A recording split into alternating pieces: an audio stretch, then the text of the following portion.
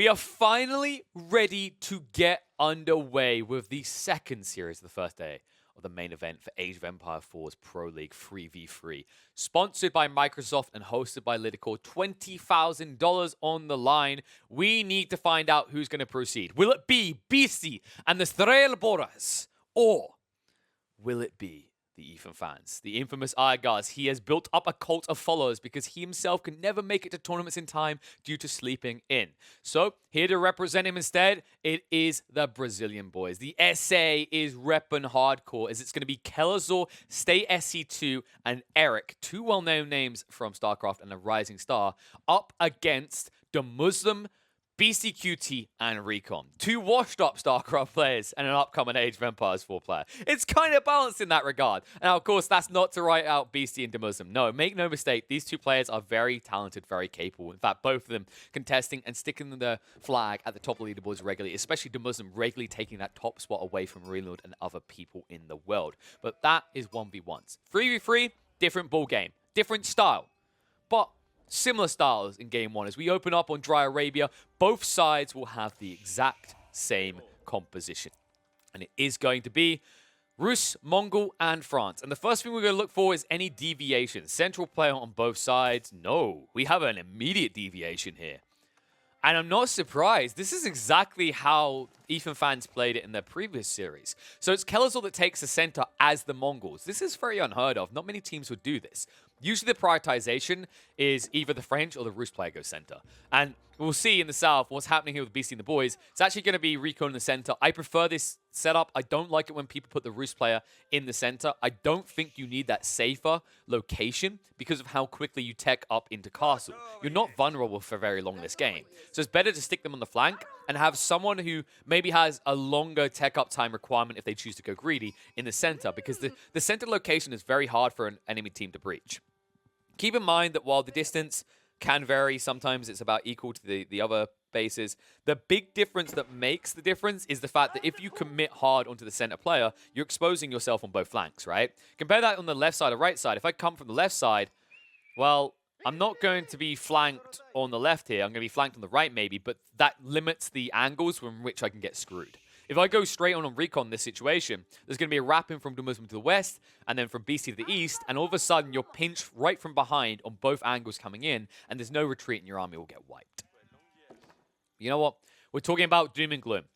Let's talk about hopefuls here. Both of these teams have shown quite a lot of capability making their way through the qualifier. Now, you can argue there's a little bit more cruise for some sides than others. Beasty did have somewhat of a challenge facing up against the 3D clan in the final round of round 16, but that team was only half-manned, really. Garnath and Sub-Zero rounding out with 3DB. Definitely capable players, but not pro-level players the same as B. So that was their biggest challenge. Before that, it was very stompy games for Recon, Beasty, and DeMusliM, occasionally running into very cheesy strategies such as multiplayer scout rushes. If you want to see those, they'll be on the channel as well. But overall, they repelled their opponents. They made their way through. Ethan fans, on the other hand, they had to go through something. The main one being Genesis Gaming. Genesis Gaming that people were actually expecting quite a bit out of. Neuroxis, Black Widow, and Revnak, though, were unable to offer a real challenge to these lads and did get 2-0'd. So both of these teams, definitely their biggest challenge coming in that final round, as you'd like to see usually when you talk about the seeding. And I'd say similarly matched. I'd say that for me, the Genesis Gaming lads weren't as in sync as the 3D Clan lads were, despite the fact that they're all competitive players compared to the 3D Clan roster. And it meant that in terms of challenges, we haven't seen either side really tested yet. This is a true test. And it's what we want to see when we get to the main event. And open the game. Beasty, moving in. Outpost drop right next to Erik. This is the reflection we're looking for, right? Think about this deviation. This is something you don't have access to because you put your Mongol player in the center. But this is something that Beasty can fully exploit, and he loves to do this. We've seen the way they play his composition. Usually, Beasty is the sacrificial player in the early phases of the game. And he does this not only with Mongols. We've seen him play China like Mongols as well. He loves to be aggressing and just outpost cheesing his opponent in the early phase of the game. And this denial is going to block Erik out from regular gold access. He's going to have to switch over to somewhere else. And there it is, all the way to the back. And now this burn down, that's where you return your value, right? This outpost investment costs you 70 wood. You're about to get 50 food and 50 gold as soon as you set fire to the mining camp. And they will do that very soon. Tech up is at least almost complete for Erik. But frustrating to lose the mining camp like that. It's 50 wood cost. 100 resource going the way of your opponent. That's 150 resource switch over. And now the wraparound. Beasty, he keeps his troops here to distract, and now he'll wrap around. The importance of this is that the Khan isn't chasing you where your villagers are. Instead, he's stuck looking at you over here. He's going to switch around now, but Beasty should be quick enough to block this one out. And look, Recon, he snitches on him. He says, I know what Erik's up to over here, lads. Does need to get the scout out of here now, though, is outnumbered. And more villagers coming out. This is going to be frustrating. And they're not doing similar plays yet. Not at all, in fact. Remember, like we said, Kelazhur in the center. There's no cheese factor. There's no outpost denial that's going to come out to block your opponent off their resources. The villagers, in the meantime, are going to be protected. One heavily injured, but this outpost is definitely going down. And the count of villagers might go down for Erik. Erik needs to get the hell out of dodge quickly, and he'll shift away.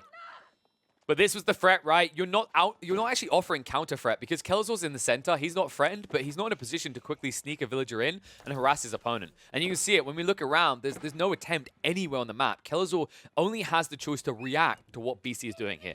And you know how I feel about this, folks. Proactivity over reactivity.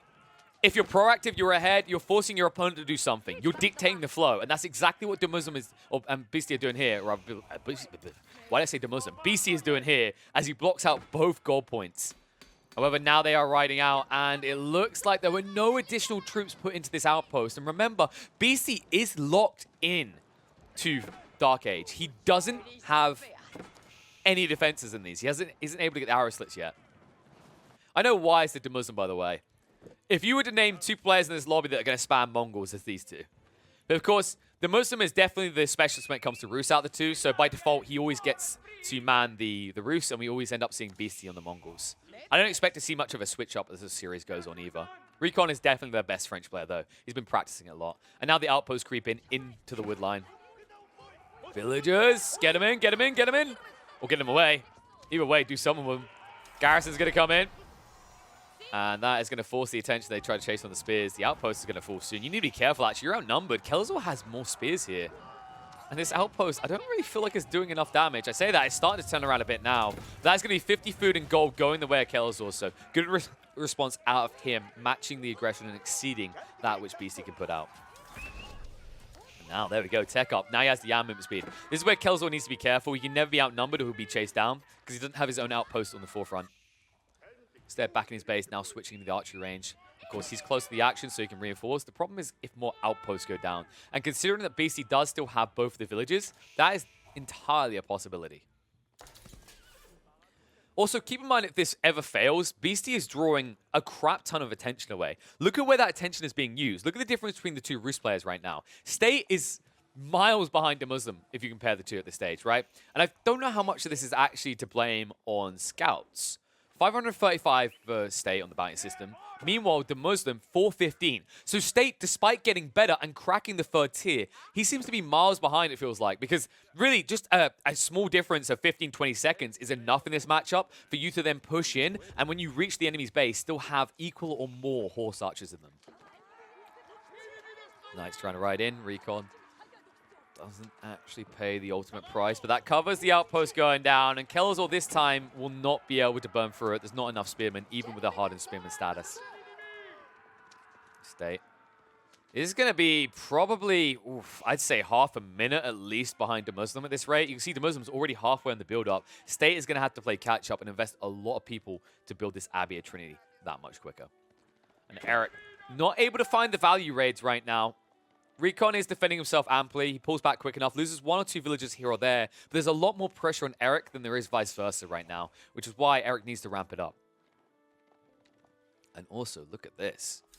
Recon positioning himself. He's looking for an opportunity under Kelazhur, but it's hard to get that, right? I think they snipe 1 or 2 villagers, but the Yam movement speed makes it easy to just pull back before you get engaged. And Recon, that's a big whoopsie-daisy. Didn't even get the charge off, so the trade isn't going to be that good. I think you can clean up this last spearman, but it's not worth it for the amount of health you lose. Raids again. Erik dealing decent damage to the Eco right now. In fact, if we look at the 2, Erik is at 28. On the other side, Recon still up at 31. And that's courtesy of the pressure that DeMusliM and Beasty, see, I keep doing it, Beasty put onto him. And he's doing so again with the spears. He still hasn't upgraded these, by the way. They're still just normie spearmen. They are just bog standard spearmen. Their purpose is to sit in outposts. It's not to fight in the fields. And this outpost crawl is continuing. And remember, this time it's more lethal. He jumped the gun a little bit to a certain extent, got punished and gave Kelazhur some resources, but still found the value. And now, with arrow slit upgrades on each of these, it's going to be very hard for Kelazhur to move in with a small force and burn them down. Even more so when he's hard pivoting into archers. Oh, these archers. I'll give me a snipe out. Yeah, movement speed means they can gap close pretty quickly. He needs to complete that outpost, though, and he knows it. A little bit frustrating. Uses the rate of fire arrow just for his con. That villager is going to be sniped, though. Beasty, he needed to get the outpost down. He needed to deny Erik. Unable to do so, we'll have to fall back to what he done on the backside here, which is now being burnt by Kelazhur. Kelazhur continuously getting better value. Remember, each time he does this, it's 50 food, 50 gold compared to 70 wood you spend. And don't mention when you add arrow slits, right? Arrow slits makes it okay as well, because although you lose 1-2 spearmen, it's the fact that he had to invest to get the arrow slits, which, you know, it's not exactly going to break the bank, but it just adds up the numbers to be more favorable for Kelazhur.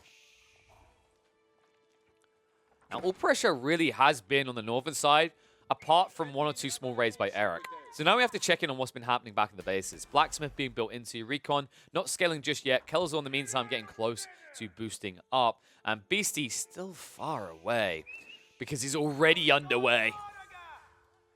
I was wondering, look at those numbers. That was a little bit too weak source for one of the best Mongol players in the game. Beasty is already racing up towards the castle age ahead of Kelazhur. And remember how much of a big deal this is. Kelazhur took the central location. He's the greed player, but he had to overreact. He had to invest so much into a military force to defend his French player that he wasn't able to jump ahead of Beasty in this situation. No, DeMusliM. How are we looking on the count? This is what's going to matter. He had the race. He won at 19 compared to State sitting at 21. Now, that could be mainly scouts, though. That's the thing to keep in mind. I'm not going to try and select around the whole map because it's quite a big map. But also, this should allow him to finally boot Beasty entirely away.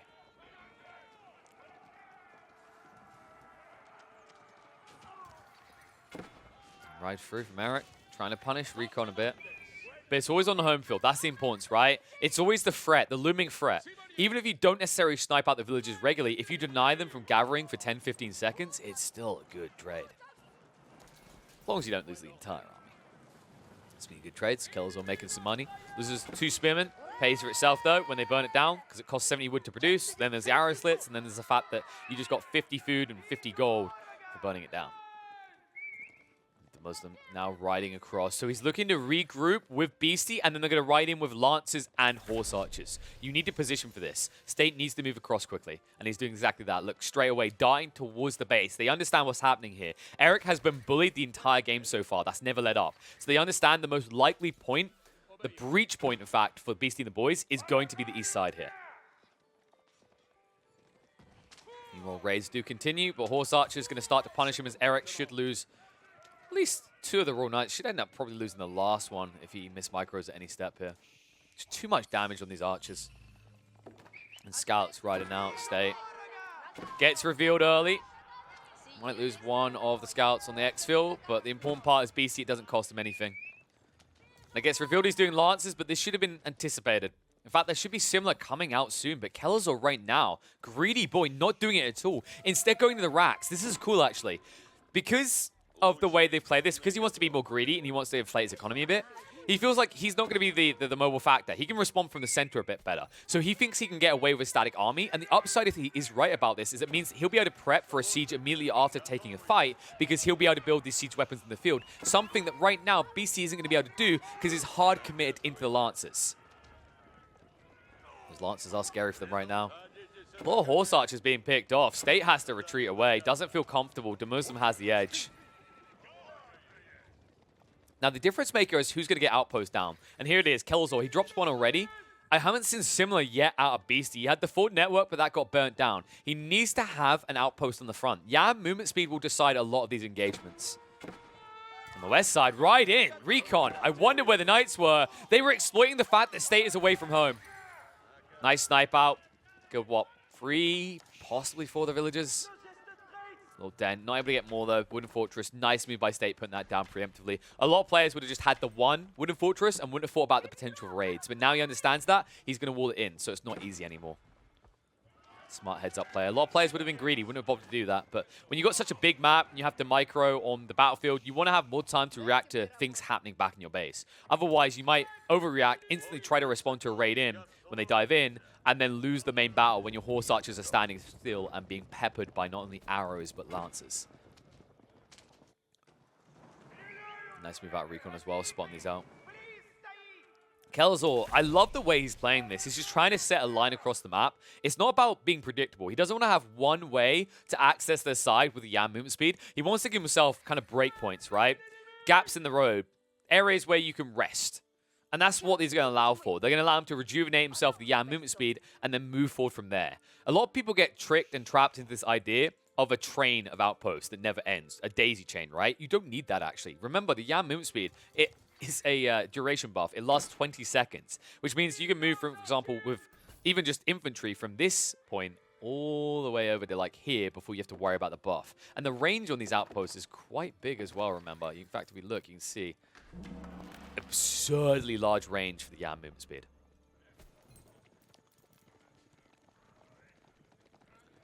Brief moment of silence for the outpost that was. They burn another one down.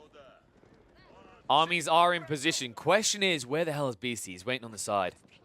He's juiced himself. He did drop a forward outpost. Needs another one. Has it built in the center. This could make the difference. If you draw them out, if you bait them out into the center, Kelazhur is a little bit more loose on his network. And they are burning them down. That's the other important detail here. And there you go. This one gone, you're going to start to lose control. I think you have to engage. Might be too late, though. Burning it down. More horse archers coming. They're baiting him in. Erik needs to get out. This is not a good fight at all. Brace coming out from the spears. Reinforcements are arriving. Mangonel trying to roll in from the back. However, where is Beasty? Beasty's out of position. He hasn't arrived yet. Horse archers trying to back up.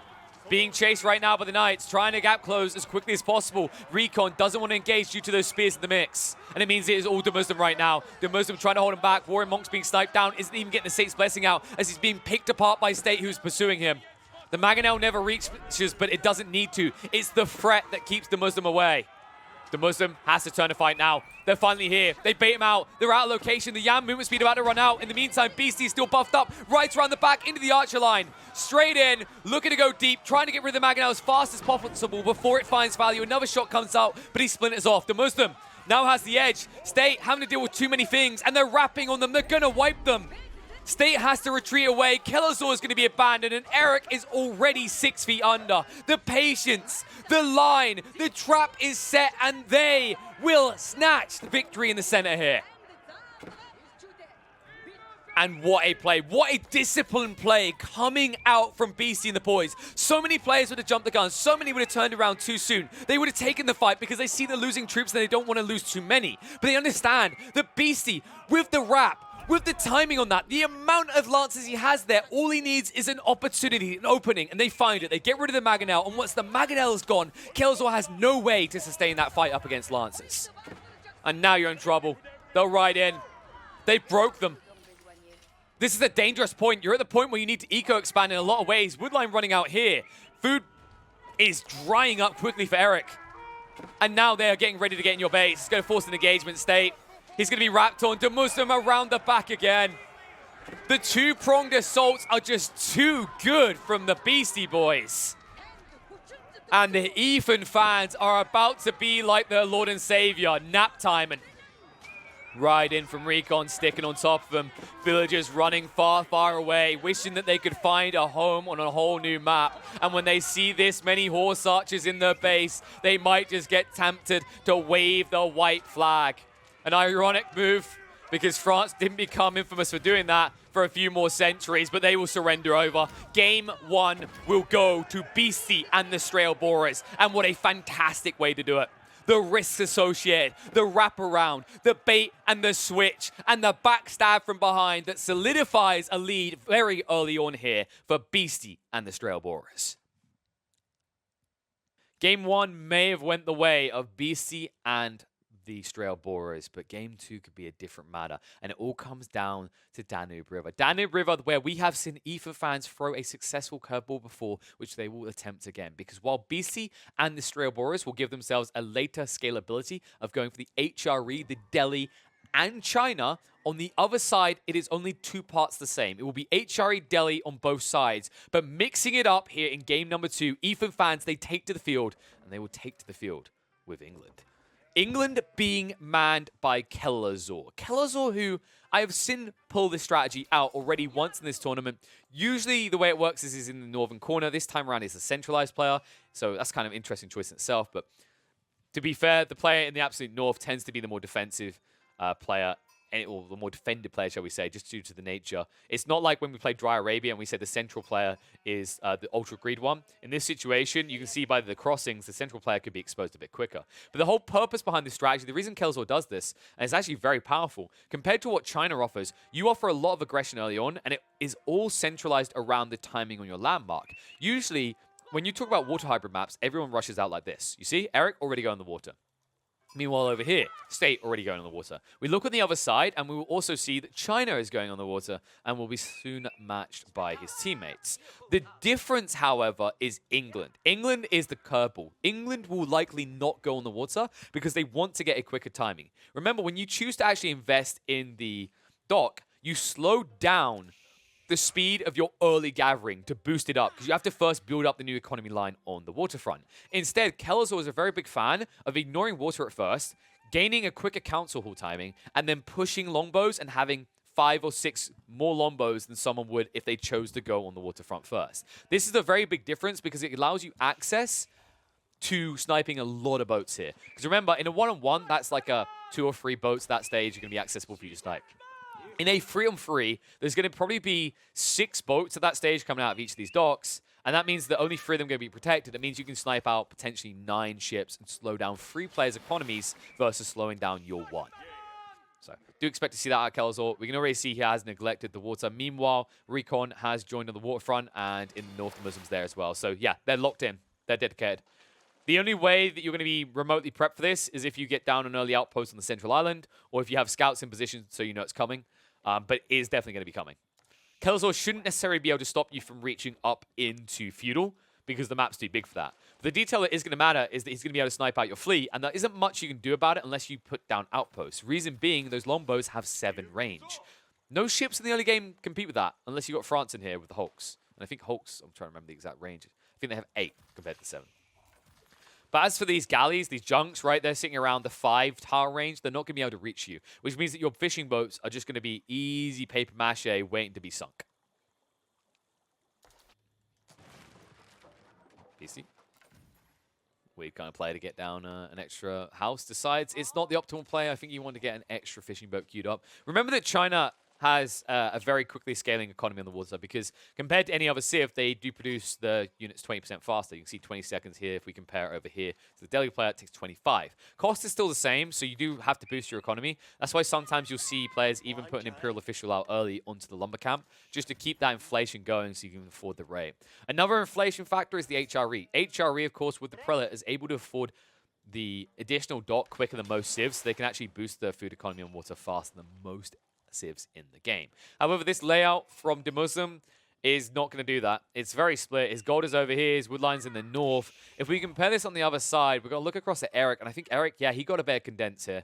I like this out of Erik. This is much better. Wood, gold, food over the back, which you might want later, but for now, these are the critical 2 resources. And remember, this is much more efficient than what DeMuslim's doing because DeMusliM has to run this poor old man who doesn't have any sort of beautiful healthcare because we're back in like the medieval times, right, where we crap in buckets. He doesn't have a wheelchair. He doesn't have a Zimmer frame to look forward to. It's a weird-looking walking stick that's going to cause him a lot of splinters. And he has to walk all the way between these 3 different points, right? The gold, the food, and the wood. You can't optimize it easily. Meanwhile, Erik, old man just has to take a little stroll across here to the wood line and then very close by to the food line. It's actually half the downtime, and that downtime matters because this Prelate can only buff a maximum of 10 villages at total capacity, right? Because it takes about 3 seconds to go and buff another one, and it lasts 30 seconds. So if you're spending half that time running between these lines, you're not optimizing your early economy.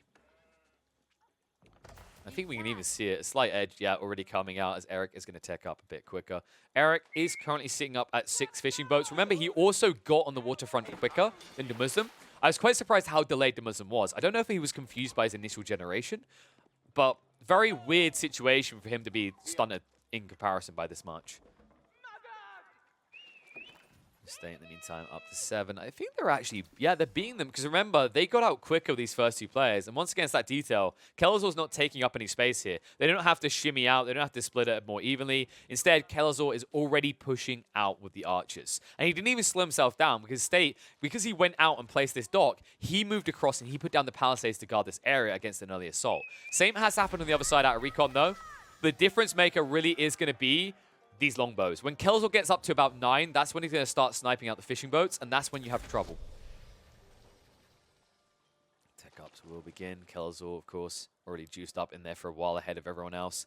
And that should signal to them what's coming, by the way. These players are very astute. They understand the small differences. When you see such a quick timing on the tech-up out of England, you have to anticipate that he has sacrificed the waterfront to ramp up the early pressure. So do expect them to try and react to this. The question is, how do you react? The only one who can do so is Beasty to an extent. This Barbender's Sun doesn't protect you.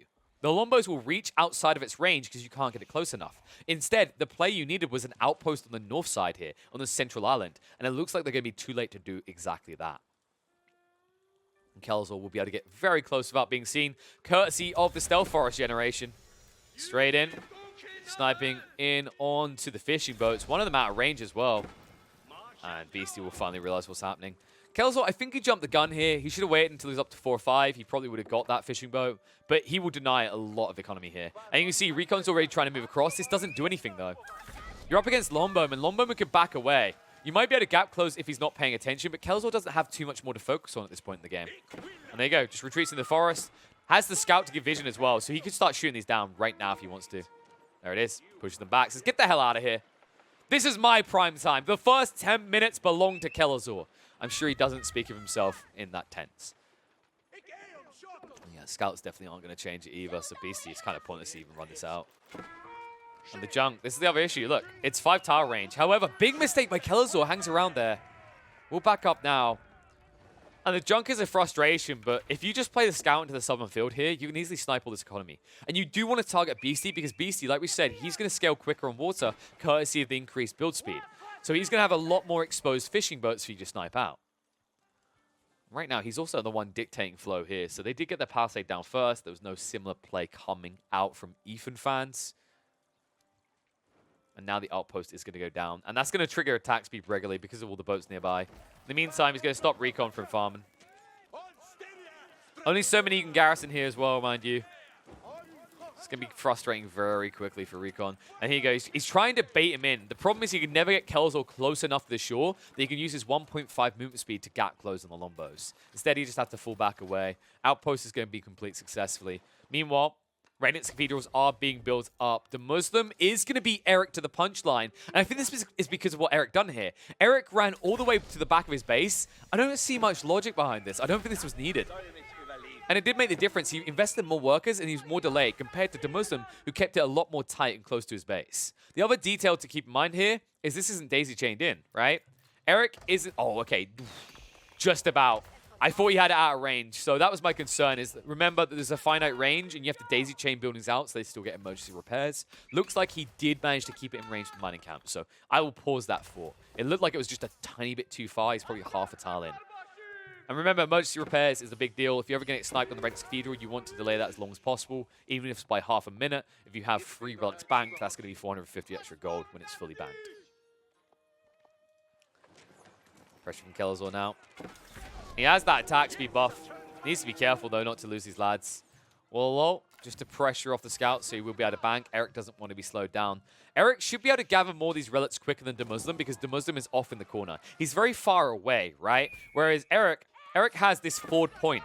So he's closer to the central relics in the south as well as in the central island. Or on the central island. And Junk's going to have to back away. You don't want to lose it either. It's a costly investment to just have sunk like this. You didn't really get much value out of it for what it costs. And the Lombos. Oh, no, they can't get it. Kelazhur still slowing down Recon, though, and the tech ups are starting to come through. And State is going to be the first Delhi player to go up. No surprise, though, considering the amount of harassment Recon has experienced so far. Now, the end goal here, of course, is to crack these timings quicker, get the Imperial Age quicker on your HRE player, and be a little bit ahead with your Delhi player. And then your Delhi player with a compound defender is looking to ride out into the center island and set up these walls to block you off, block your opponents off at the center island. Right now, DeMusliM jumped for the gun on this move out with the Knight, though. Just feeling frustrated, trying to deny the pressure coming out from the Lombos. And almost lose the Knight for it. So let's talk about like the ripple-on effect. We mentioned that you're going to move in the center with State as quick as possible to wall up here.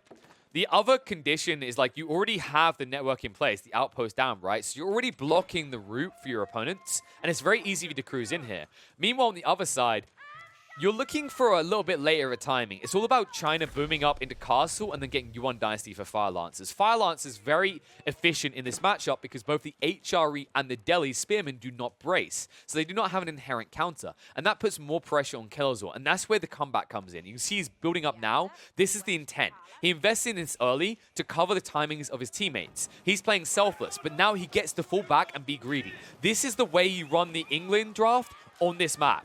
We saw it ran incorrectly before as a frontliner where it backfired. But when you actually get your timing right, when you reach this central island, this is how most games are actually dictated. Whoever controls the central island on Danube tends to have about a 30% higher chance of winning the game. Especially when you're playing a high-tempo civ like England. And Recon, oh my, that's not good. Recon's tacking up, but look, Kelazhur's going to beat him. That's how pressured the Delhi player was, because he kept skirting around with the fishing boats trying to punish these longbowmen and failing to do so. And now with these upgraded outposts, you can't really move in range. Look at the extra damage you take. It's ridiculous. Plus 25 damage, so you're taking 36 damage per arrow coming out from these outposts. That's before even equating the numbers that come from the longbos. But now tech up, war junks are coming out. Beasty has 6.5 tower range. He still cannot reach the longbows. As we speak, Erik already teched up. DeMusliM still lagging behind. DeMusliM is nowhere near ready. He sidestepped. He doubled down on the Knights. He's stuck here. And this is problematic. He also couldn't get a big fleet, right, because he's choked up here. Meanwhile, look at Erik. Erik is reigning supreme. He went for a secondary dock. This all belongs to him. He doesn't have to fight his own player for economy here. Knights now moving out. Trying to free up space so Beasty can scale. Longbows will start to garrison. Trying to just juice that damage up further. And look how hard hitting it is on the war junk. So much damage done. Not quite able to finish it. And he wouldn't be able to snipe it out the longbowman. They're too weak right now against the 6 missile resistance. But what? Beasty, what? Wow. That is an odd sacrifice. Even the junk might be at sunk as well. There it is. Fire comes in. You've got to respect this. It's plus 25 damage to ships, guys. Come on. They will at least get through this, and they will punish Kelazhur, but value found, right? You harass the fleet, you slow down Recon, you take a chunk out of Beasty's economy. You also sink a war junk and a junk, and now you'll finally lose your archers after forcing DeMusliM to sidestep and hang around in Imperial Age, while Erik is now prepping to take over the game up in Imperial. I say Imperial Age twice. Castle Age. My bad. Yeah, hanging around in Castle has cost him. And now the Sacred Site control is going to come out. Nice riding out, but there are man-at-arms here to contest you. And the walls are already down the south, so you can't take that one away from them. You need to fight on the central island. And we better put that Sacred Site victory up. So right now we are sitting at... I'm going to say it was about 13-10. No, that's a wonder victory. I'm an idiot. 1 second. Apologies, guys. One-man production group. There's the limitations. Enough Knights here, though, to scare away State. However, this is a hard investment, and this is going to reveal everything that DeMuslim's done. He's being very sacrificial, but you have to argue, what is the end goal? What is your achievement here? And it's all about Beasty. It's enabling him, because Beasty, in his base, look what he's doing. It's not even going to be the Fire Lancers. He's playing into the artillery, and he's going to spam out the Palace Guard. Palace Guard that will be juiced up as hell when you get to Yuan Dynasty, and you boost that movement speed further, putting them very competitive with the speed of a Lancer or a Knight. State, not about the speed, though. He's going to go into the Royal Elephants. He needs to get out here. Remember, he did go into the Compounder Defender, so he wants... Wait, yeah, he did, thank God. I was about to say, that would be a very costly mistake if you weren't to go Compounder Defender. Your goal in this game isn't to scale hyper late. You're not meant to be about that timer where you get home blades. That takes too long. You need to cover and allow for Kelazhur to now come back in. And he will boost the late game. And England, you shouldn't sleep on them late game. For a start, they're your answer to what both DeMusliM and Beasty are going to do, which is going to be cavalry when you get to the hyper late game. right? More importantly, England themselves, with that attack speed buff going up to 50% for the network of castles in Imperial Age, and the power of even just their spearmen, they can offer a lot in these late game battles. So you really want to treat yourself now as the Castle Age boomer as Delhi, and now step back and allow Kelazhur to take over the game when you reach Imperial. HRE already a given. They're always aiming for Imperial. Because both of them are finally there. And with the elephant showing up, you can't hang around. These war elephants are no pushover. Even this many knights do not want to fight an elephant. That's how absurd these units can be. And Spear's now coming out as well. Kelazhur braces in place. Traps him on the spot. The only player in this game that can do it other than China. And a second war elephant is now coming. Man-at-Arms trapping them in, so it's not easy to run away. And a lot of casualties going their way because they need to try and decap this. But State won't allow it. The Man-at-Arms are holding on. The War Elephant is now going to start making the difference. They try to charge on top of them, but they're so damn tanky and so hard to get through. And even if you do get through them, it's going to be costly. There's the Elite Knight upgrade, though. DeMusliM, he needed this. And now he has the edge. That will make the difference that will allow them to push State back and decap this sacred site. And you see how dangerous that was getting, right? It wasn't as easy or as comfortable as it should have been. And now these villagers, what the hell, State? Oh, no. No, no, no. Was that a misclick? Where were they going? I think he was trying to drop a keep. He needed to be doing this a lot sooner. That's way too greedy to wait that long. You have to understand that when you initially saw that many knights coming out from DeMusliM, he's going to contest you here. But now the boom ships, the damage done, the range is so absurd. DeMusliM, just like that, in the blink of an eye, most of his knights are going to die. That is the power of explosives tech, and I'm wondering where the hell is the nerf to this absurdity? As that boom ship from a mile off. It's not a demo ship anymore, it's a nuclear explosion ship. And all of a sudden, that gives you a reset point, because that was getting uncomfortable. You would have lost the second War Elephant and a few more troops, so that will offset the aggression for DeMusliM and slow him down. And he'll be frustrated by how many knights he lost there. Because remember, he just upgraded them as well. So he sidestepped from getting more bulk, and now he has to return to build the number up once again. Meanwhile, BC trying to create the Great Wall of China. Not literally here. He will not go for that landmark at any phase, but he's trying to wall up. He's trying to buy time. He's layering himself. Doesn't want to be vulnerable. Because although he does have Palace Guard, which are a bit faster, it's the Nest of Bees that slow you down. Now movement out. State building the numbers. A very angry sounding German in the distance telling us things are not going well because Erik's in. And there's a double value here. Double dock value, in fact. He might even go further north to look for DeMusliM. And he is. He's sailing on by. He's like, come to Papa Erik, baby. And he won't even stop. Okay, he decides to detonate. I think he could have kept going. But in the end, he gets some value. And this is the blatant absurdity. This is why you pick HRE in Delhi. Delhi for the early map control on the sea. And then the follow-up later on is the switchover. Delhi, they take control of Central Island. And then it is the HRE that reigns supreme here on the seafront. The only person capable of possibly stopping them right now is Beasty. But Beasty, in an uncomfortable situation where he feels like he needs to tech up and build a land army, is unlikely to heavily invest into a war junk army or look towards going to Balshuans. And this has hurt him. The outpost network. Kelazhur so on point with so much of this. The bonus damage up to 50 now with the Springald, allowing him to do 110 damage. And now a fight in the center. A movement in. Erik with the bombard crawl. We know he loves this. This is his signature move. The Mangonels to follow up as well. And it's going to be a retreat away. They can't get the keep down. The Spearmen are coming in. And the Lancers have to back off quickly across the strait. And they are boxed in. Second keep now being dropped. And this is getting dangerous. Ethan fans are striking back. They want to make the score 1-1, and they are heading fast towards that state. Speaking of state, taking control of those sacred sites. Update on the timer. It was about 1840, I believe. Might be wrong on that, though. So I'm not always focused on sacred sites. I'm focused on the skirmish. I'm looking for the DeMusliM factor. Where's the Vavavoom? Where's the turnabout? Right now, they are struggling hard.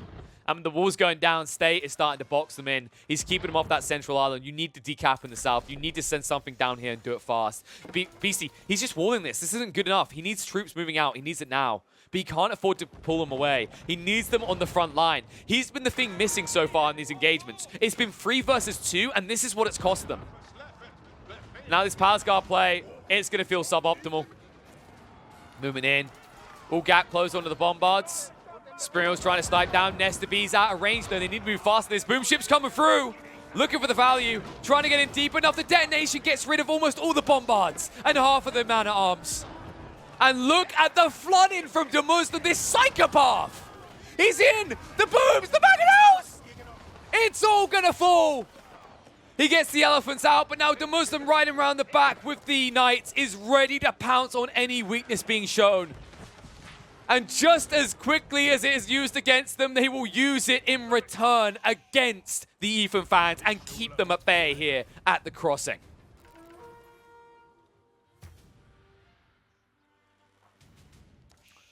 But still, the problem remains. These sacred sites are pesky. They need to be decapped soon. You can't wait too long.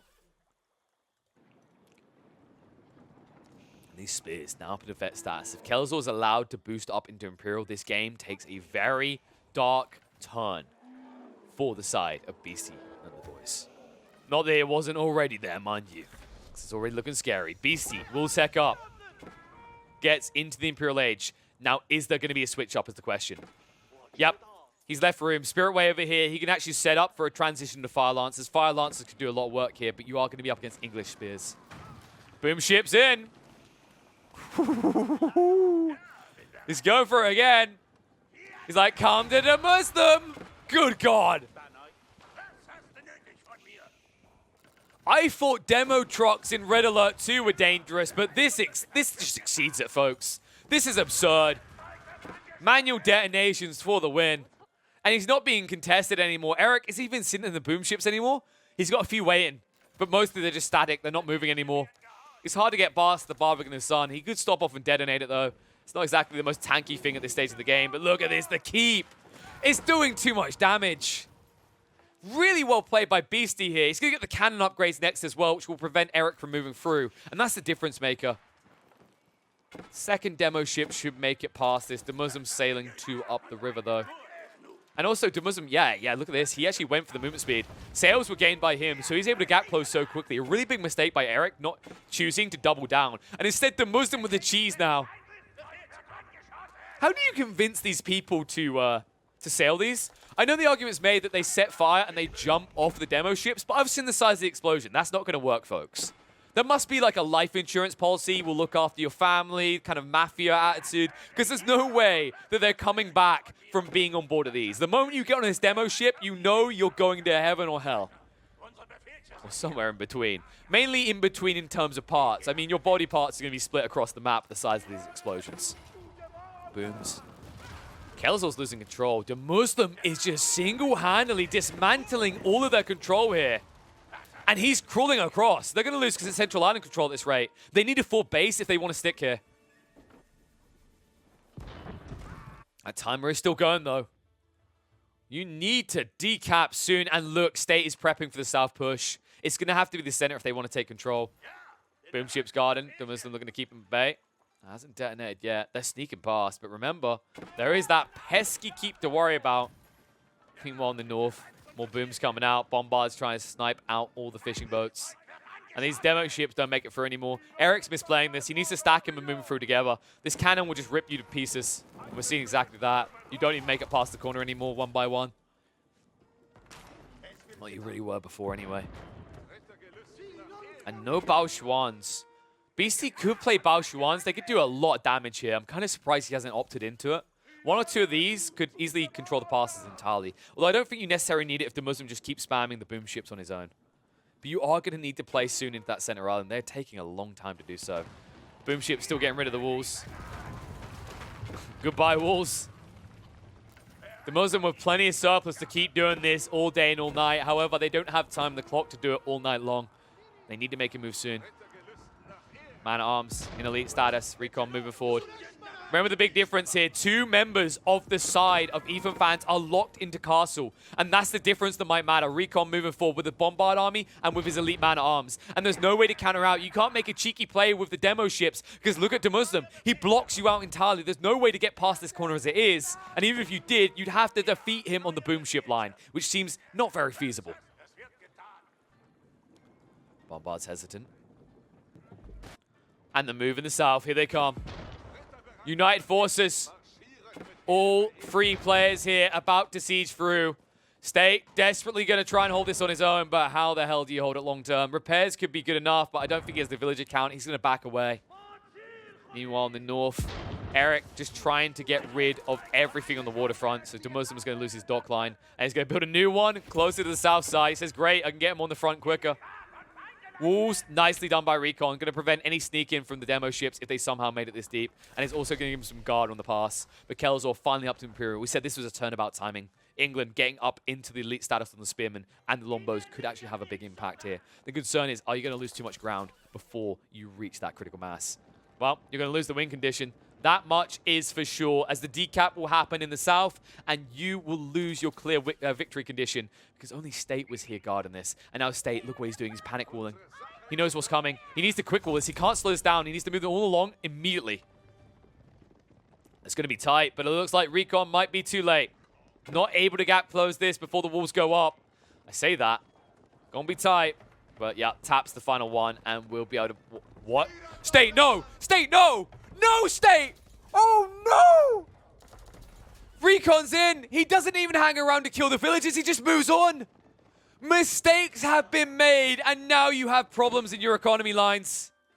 You're going to have to retreat. You're going to have to forfeit more ground. My, oh my, what a fatal error being made. Recon, a bigger error himself. He didn't actually notice it. He didn't block it in time. So although we'll get the troops through, he won't be able to hold the pass open.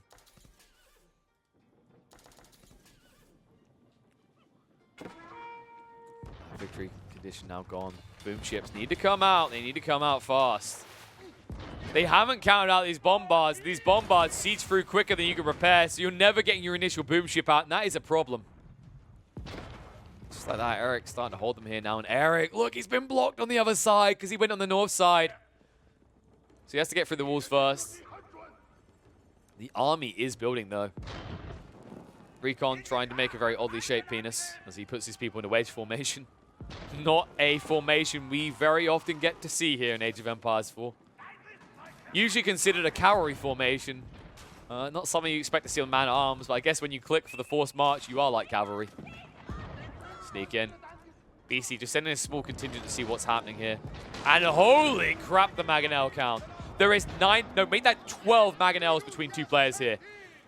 A cluster bomb if I've ever seen one. And oh my god, the damage to the Springles! Half of them gone in the blink of an eye. These boom ships, yep, that's all reverse right there. Recon's like, back it up, back it up. This range is a problem. However, the bigger problem is, look what Recon's doing. He might not be sniping economy, but he's denying. Right now, they're going to run out of resources. They won't be able to access the south. They do still have the central island, but that is eventually going to run out.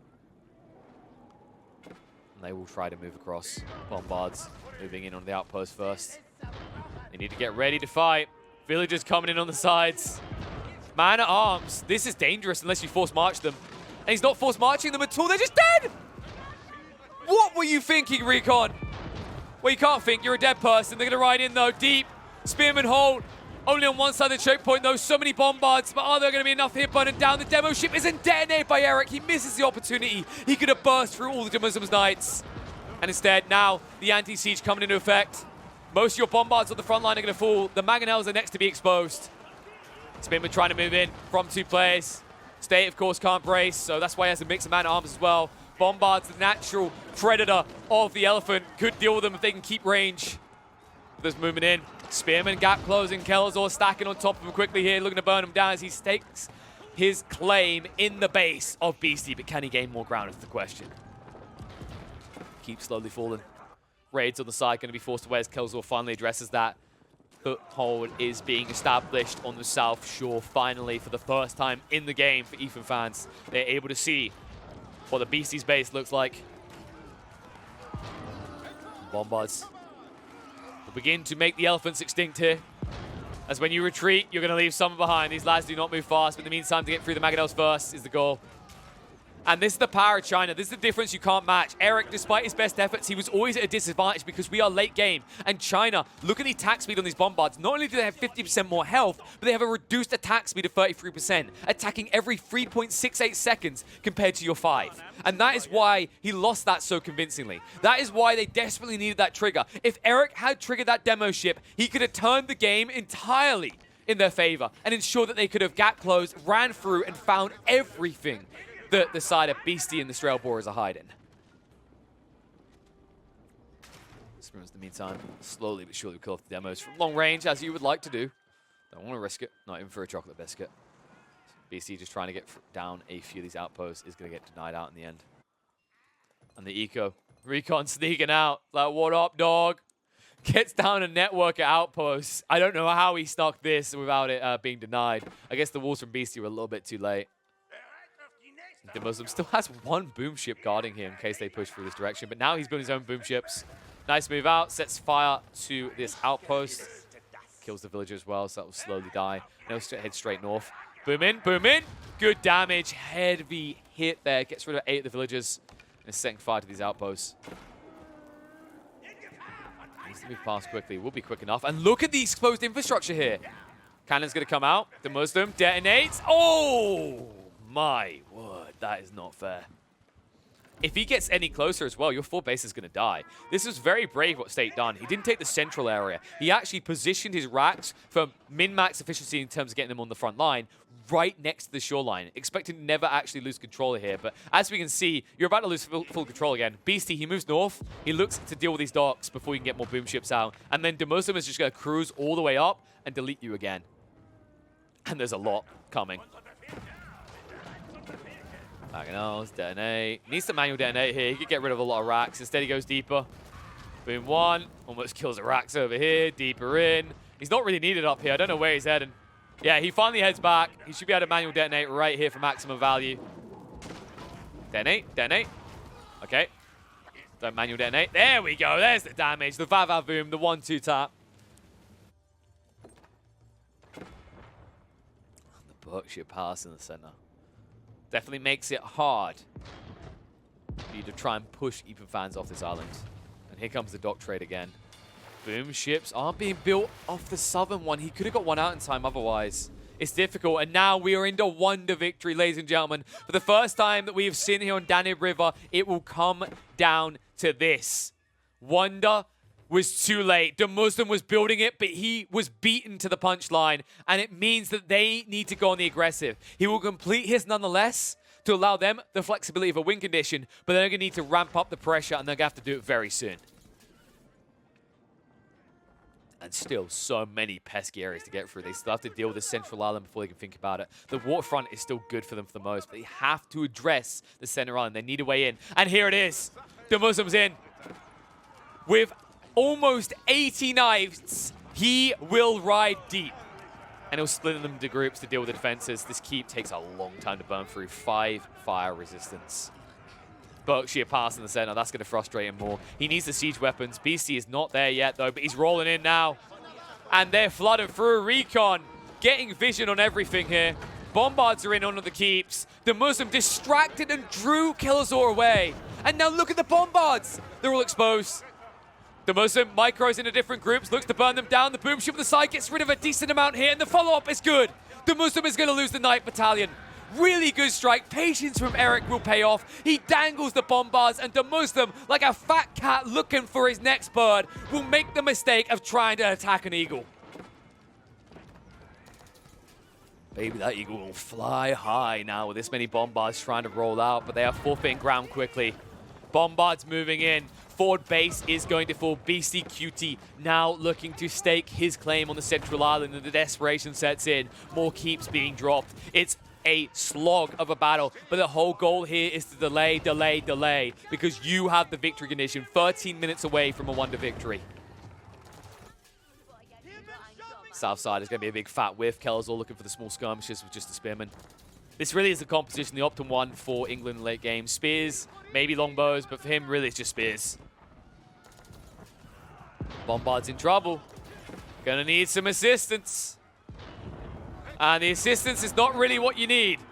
Cavalry is not the move, my friends. You will have to engage, hold him back. Recon will force him away. These spearmen don't want to deal with the man-at-arms. Now Palace Guard coming into play. I like this to switch up. Palace Guard could actually be a very big deal here. The gap close is very efficient. The damage is damn good, up at 20 damage. And I think, did we ever Beasty? Oh my god. Did he? He never got it. Is he still in the first dynasty? No. He's on Song. He actually never went for Yuan Dynasty or passed it into Ming Dynasty. This is baffling. For the movement speed alone, it's such a big deal. These bombards would be uncatchable. They'd be up at about 1.21 movement speed. Doesn't matter though, they're moving in. Chasing deep. Burns through. Recon is just the cannon fodder that gives vision right now. He's doing his job well. Sacrificing so many troops. Wars. We talk about the victors, the losers, but really right now what we're seeing is the casualties as they are racking up so damn high. Bombards. Remember, Beasty will win this trade. As long as he doesn't get out microed, because he has a better rate of fire on his bombards. You're seeing it already. Knights move through. Elephants trying to overcome their natural counter of the cannon. But moving in, DeMusliM trying to block them out. Is going to engage. He gets in the way of it, and that means the bombards can start to snipe out here. However, they're still being sniped in the meantime by Erik. Erik also committing the mangonels to try and get rid of the front line. And the spears already through. They're moving across. DeMusliM having to retreat away to cover the retreat of Beasty. New boom ships coming out soon, though. The problem is having those boom ships, the cheeky, cheesy play of it is not going to be good enough. You need a way to get past this. You can't keep falling back. You are on the timer, and that timer is ticking down quick. We're at the 10-minute mark now. 10 minutes to get rid of that wonder.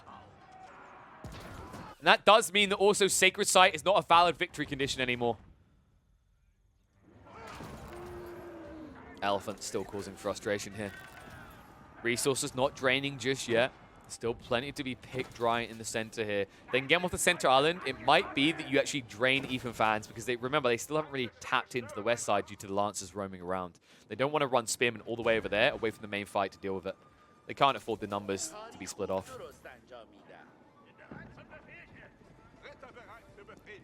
No chill for the moment, trying to reinforce. More bombards coming out. Still no Yuan Dynasty, and I'm beginning to lose some hair. We are sitting in Tang Dynasty at 37 minutes. How many games can you say that in? From a top 100 player to not have the Yuan Dynasty or the Ming Dynasty at this point is a big loss. Charge in from Recon again. Bombards the AFK from Beasty though. Must have went on a toilet break. It's going to resume the siege. Recon just pointlessly losing troops as a result. Beasty now outnumbers, he charges in. Where's the wrap though? DeMusliM now the boom ships. He's trying to cut off reinforcements as they flow in. This could be a big deal. And he's not going to be noticed. Look at the sneak. They're not in position to notice this is going on.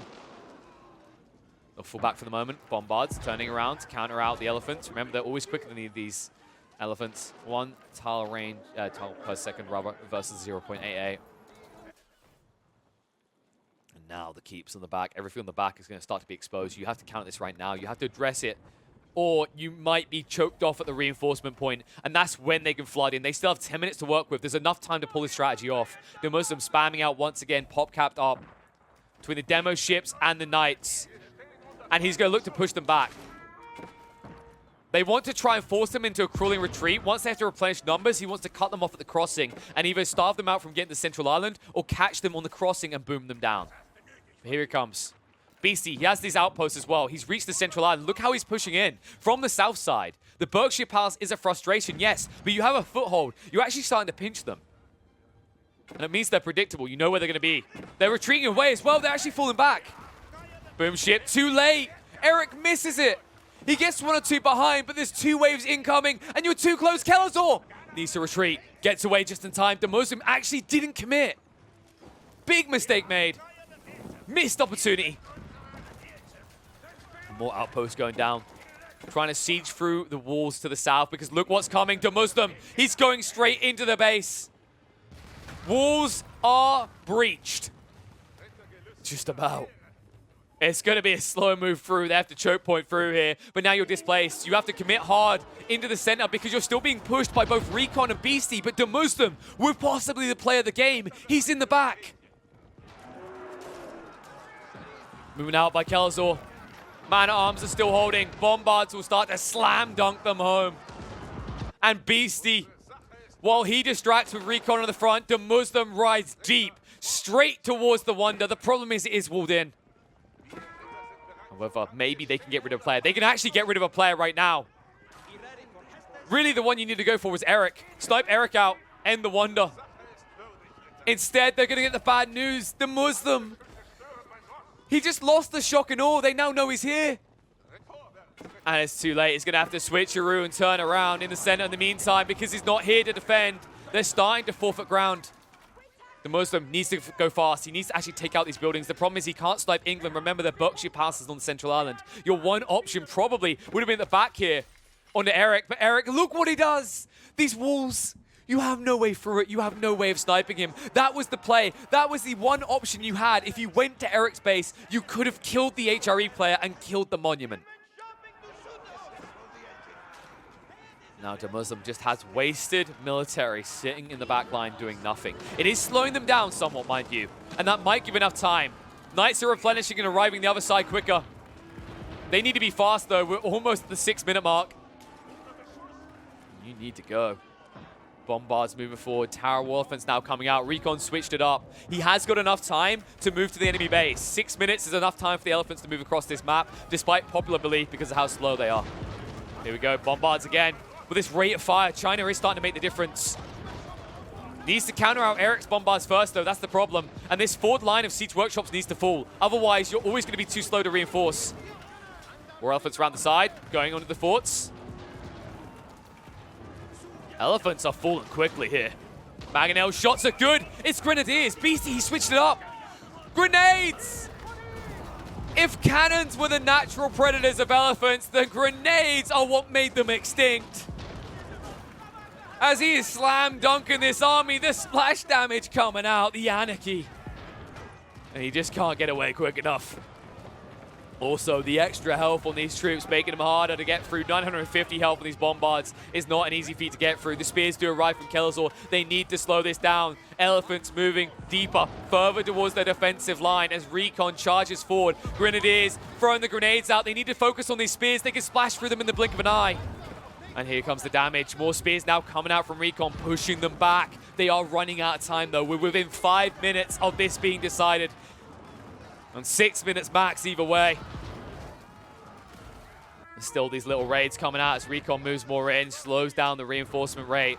But you need to be fast. DeMusliM new knights on the front. Ground is being forfeited, but it is costing so many lives and so much time. And with only 4.5 minutes remaining, you have to question if they can gap close this quick enough. And it's looking tough, my friend. Moving in. Spearman stabbing away, trying to access that siege line. They need to get rid of them. Bombards need to be dealing with the keep first before they turn their attention onto the getting rid of the anti-siege. And after all that effort, the gambit play, they might have secured the central island, but with only 4 minutes on the clock, how the hell do you now get across to the main base? They're going to keep trying. Bombard sniping out Erik's, like we said. So much more efficient for Beasty. The extra health with his military units in conjunction with the attack speed buff is giving the edge here, which is why Kelazhur is assisting with his own Springalds. They need the boom ships, though. Here they come. If they can sneak in, they can cut off reinforcements. This could be big. DeMusliM riding in, but this one boom ship could ruin his attempt. Erik, he's sleeping on the job. The boom ships, they're moving in. You can't run away quick enough. You can't retreat. They're in. The damage is done. Half the spears are gone. He doesn't reach the siege line, though. Heavily injured, but still standing. More ground to be gained, though, for Beasty and the Straelboras. And only 3 minutes left on the clock. Kelazhur needs to back up now. They accept it's a done deal. They've lost the crossing. However, they do still have boom ships to delay their opponents. Those boom ships, however, will not last long, courtesy of the bombards. The ride over, you need to be careful. You need to be on point. Beasty, if he doesn't snipe this right now, they could lose the army. And here it comes. The boom ship is moving out. The bombard's out of position. The panic, he tries to retreat. He gets out of range. Erik, a bit premature here. And DeMusliM has been relegated to horsemen because he needs something that goes zoom. He can't afford the slow movement of the knights anymore. He just needs speed. And remember, you do get that bonus damage. This is a ranged unit, so your stab-ins from the horsemen will annihilate the war elephants quickly. But here we go. The last line of defense. So close to winning this. They can taste it. But every step of the way, it has been hard fought for. War Elephants backing up. No boom ship sneaking in on either side. DeMusliM has some coming up river, but that's not what matters anymore. If you're forced back to the banks, you've already lost. They break through the keep. The follow-up as well. The spears trying to hold on, but the spread line is wearing them thin. And now the movement incoming in from the hand cannoneers that Beasty has on the front. This could be the damage dealer that they need. But they are chalked at this point. Less than 2 minutes left and more walls being dropped by Erik. Every step they take is taking them 5 seconds longer than it needs to.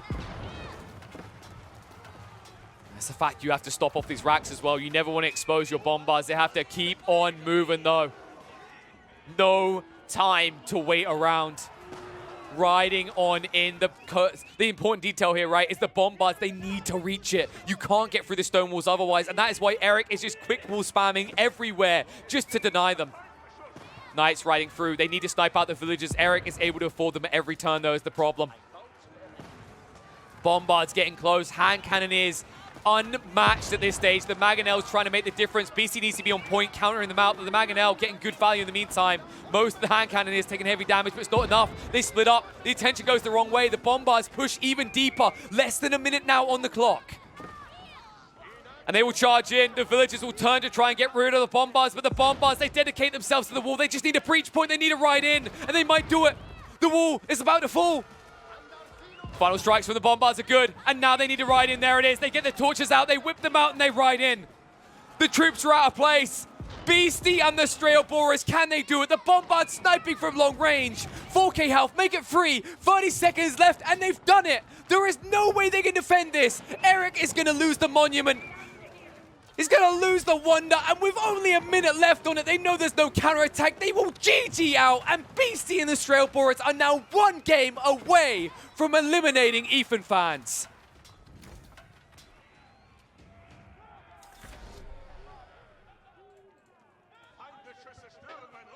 It was hard fought for. Blood spill every inch of the way, but they will do it. Beasty and the boys do not wait around as they will go 2-up over Ethan fans. And now the South Americans are 1 game away from being eliminated by the Europeans.